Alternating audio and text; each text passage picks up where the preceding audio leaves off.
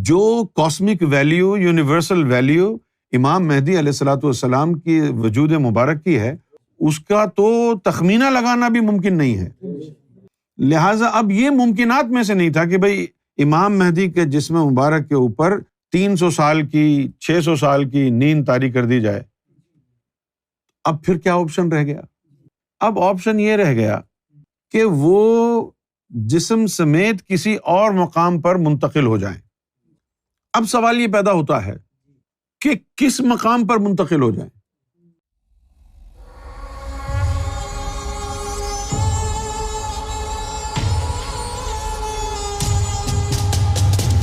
آج 27 نومبر ہے اور 21 سال پہلے آج کے دن واقعہ غیبت رونما ہوا تھا۔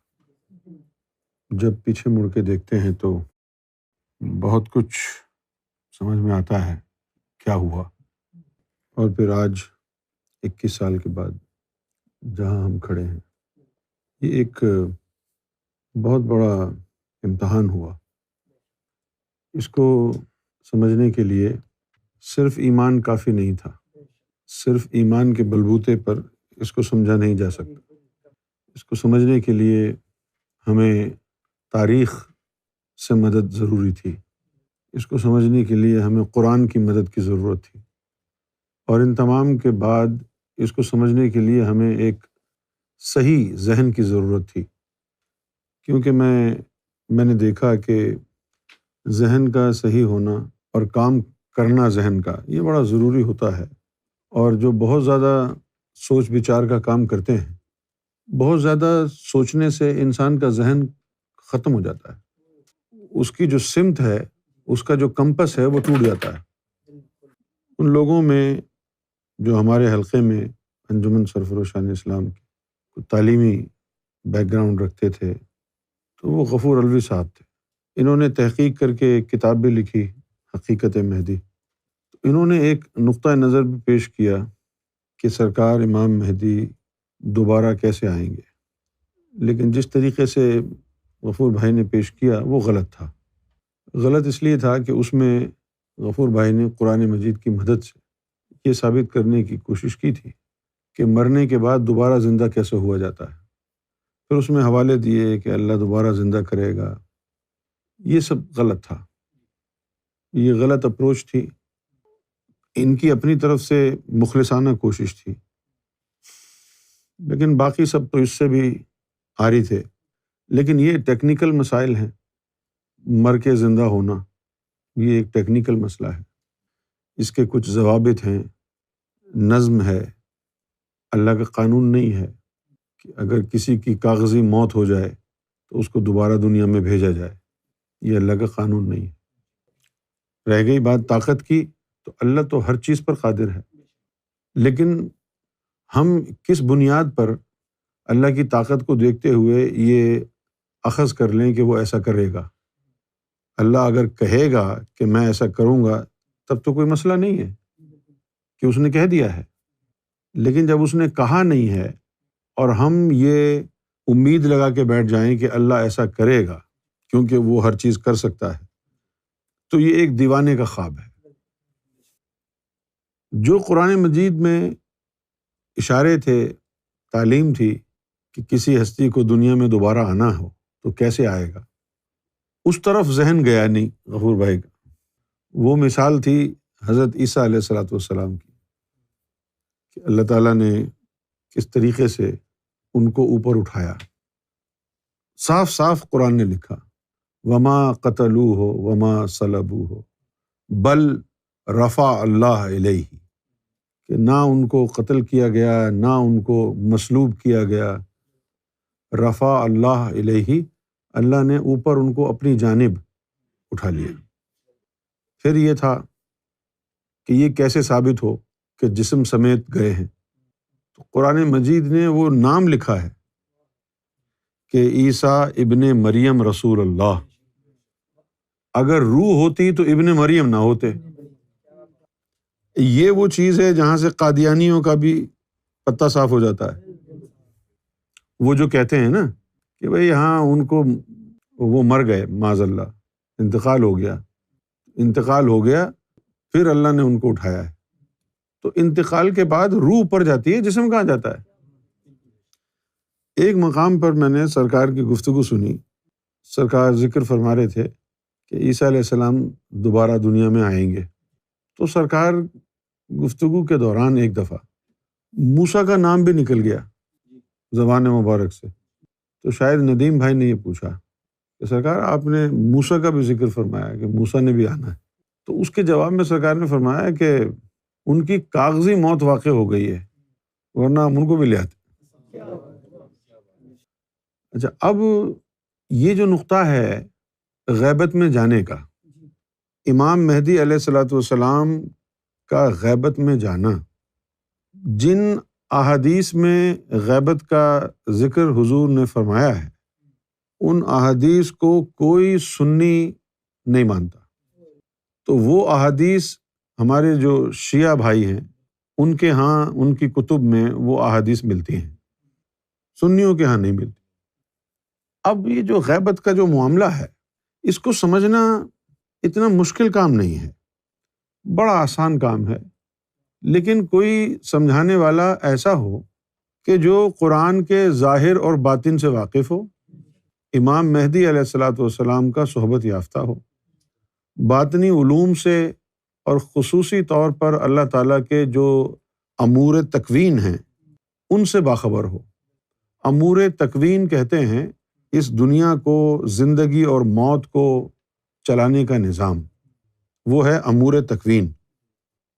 قرآن مجید میں اللہ تعالیٰ نے حضرت عیسیٰ علیہ الصلوۃ والسلام کے جو حواری تھے ان کے حوالے سے قرآن مجید میں اللہ نے ان کا ذکر فرمایا ہے، اور پوری کی پوری ایک سورت ان کے اوپر یعنی مختص کر دی گئی، یہاں تک کہ باطنی علوم کے بڑے بڑے راز بھی اس سورت میں اللہ نے نازل فرمائے۔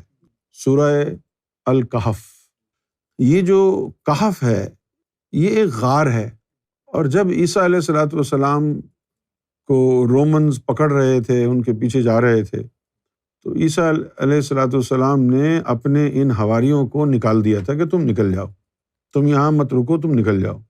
تو وہ نکل گئے۔ کچھ روایتوں میں لکھا ہے 7 تھے، کچھ روایتوں میں لکھا ہے کہ 9 تھے۔ اس تعداد کے بارے میں یہودیوں کو بھی علم نہیں ہے، تو بہت سارے یہودی حضور کے پاس آئے تھے کہ چلو بھائی اگر آپ سچے نبی ہو تو بتاؤ اصحاب کہف کے جو بندے تھے ان کی تعداد کتنی تھی۔ تو اللہ تعالیٰ نے قرآن مجید میں نازل فرمائی بات، بتائی اس وقت بھی نہیں تعداد، اللہ نے کہا یا تو 5 تھے یا 7 تھے یا 9 تھے، اس طرح کر کے بتایا۔ تو وہ اصحاب کہف جو تھے، عیسیٰ علیہ الصلوۃ والسلام کے حواری تھے، وہ ان رومنز کے ظلم سے دل برداشتہ ہو کر کے چلے گئے عیسیٰ علیہ السلام کی اجازت سے، جتنا دور جا سکیں چلے جائیں۔ جا رہے تھے وہ، تو اللہ سے دعا کر رہے تھے، اے اللہ ہماری اور ہمارے ایمانوں کی حفاظت فرما۔ تو راستے میں چلتے چلتے ان کو ایک غار نظر آیا، اس غار میں وہ بیٹھے اور اللہ تعالیٰ نے ان کے اوپر نیند طاری کر دی۔ اچھا، ایک تو نیند ہوتی ہے جو ہم خود سوتے ہیں مسلز کی تھکاوٹ کی وجہ سے، ایک نیند وہ ہوتی ہے جو اللہ تعالیٰ طاری کرتا ہے۔ جب اللہ تعالیٰ نیند طاری کرتا ہے تو وہ موت جیسی ہوتی ہے، موت نہیں ہوتی، موت جیسی ہوتی ہے۔ فرق کیا ہوتا ہے اس میں؟ موت اگر آئے تو اجزائے زندگی، ایلیمنٹس آف لائف، وہ منتشر ہو جاتے ہیں، سماوی روح علیحدہ، ارضی ارواح علیحدہ، یہ تمام چیزیں منتشر ہو جاتی ہیں۔ لیکن جب نیند طاری کی جاتی ہے تو سماوی روح اپنا کام کرتی رہتی ہے، ارضی ارواح اپنا کام کرتی رہتی ہے، زندگی چلتی رہتی ہے۔ تو اللہ تعالیٰ نے ان کے اوپر جو ہے 300 سال پر مبنی ایک مراقبہ نما نیند طاری کر دی، 300 years۔ اب دیکھیے، میں اگر کہوں ظاہر شاہ تم سو جاؤ، میں رات بھر سوتے رہو، میں بیٹھا ہوں، ظاہر شاہ سو جائے، صبح اٹھے گا، اس کو تو پتہ بھی نہیں چلے گا کیسے گزری رات۔ میں جو 10 گھنٹے بیٹھا رہوں گا مجھ پر قیامت بیتے گی۔ 10 گھنٹے بیٹھنا آسان بات ہے۔ اب جب آپ سو ہی گئے ہیں تو کیا فرق پڑتا ہے 10 گھنٹے ہوں یا 1000 گھنٹے ہوں یا 100 سال ہوں یا 300 سال ہوں۔ تو یہ اللہ تعالیٰ کے پاس جو ہے وہ طاقت ہے۔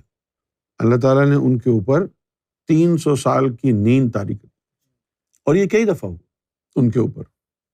پھر ہمارے پاس ایک واقعہ موجود ہے غوث اعظم رضی اللہ تعالیٰ عنہ کے جو پوتے تھے حیات المیر، آخری زمانے میں ان کی نظر سے ایک حدیث گزری امام مہدی کے حوالے سے۔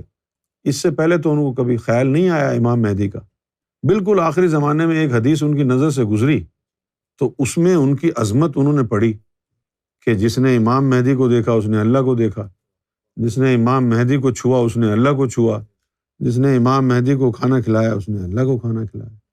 اور ان کی شان یہ ہوگی، اب حضور صلی اللہ علیہ وسلم کے الفاظ ہوں، حضور بیان فرما رہے ہوں اور حضور یہ کہہ رہے ہوں کہ جو میرا بھائی امام مہدی آئے گا، میرا بھائی، اس کی شان یہ ہوگی۔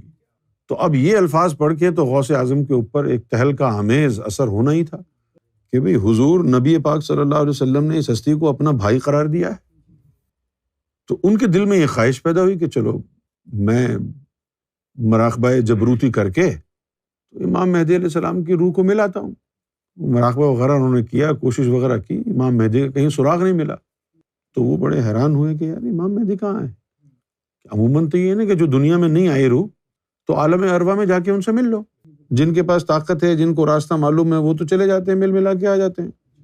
لہٰذا انہوں نے بھی یہی کوشش کی چلو میں مل کے آ جاتا ہوں۔ وہاں گئے تو جی امام مہدی کا تو کوئی سراغ ہی نہیں ہے، کہاں ہے امام مہدی؟ اوپر رجوع انہوں نے کیا، انہوں نے کہا جی کوئی پتہ نہیں کہاں ہے۔ اور یہ جو کچھ بھی ہوا ان کے اندر، یہ خواہش کا پیدا ہونا کہ امام مہدی کو سلام پیش کروں، یہ سب کچھ ہونا اس وقت تھا کہ جب ان کے اوپر طفل نوری غالب تھا۔ تو اسی حال میں انہوں نے اپنے پوتے کو بلایا، وہ ادھر آؤ، اور ان کو کہا ہاتھ رکھ کے سر پہ، اب یہ غوث اعظم نہیں طفل نوری بول رہا ہے کہ اس وقت تک نہیں مرنا جب تک میرا سلام ظاہری طور پر امام مہدی کو پہنچانا دو۔ 600-650 سال 700 سال زندہ رہے۔ اسلام آباد پاکستان میں پہاڑی ہے 12 کوہ، وہاں پر ان کا ٹھکانہ تھا۔ سرکار سے ملاقات کر کے پھر وہ اس دنیا سے رخصت ہوئے۔ تو اب دیکھیے آپ 650 سال وہ رکے۔ طفل نوری کے قول میں اتنی طاقت ہے کہ ان کا پوتا 650 سال، وہ امام مہدی اگر 1000 سال تک نہیں آتے تو 1000 سال زندہ رہتا۔ تو یہ واقعات سارے ہمارے سامنے موجود ہیں۔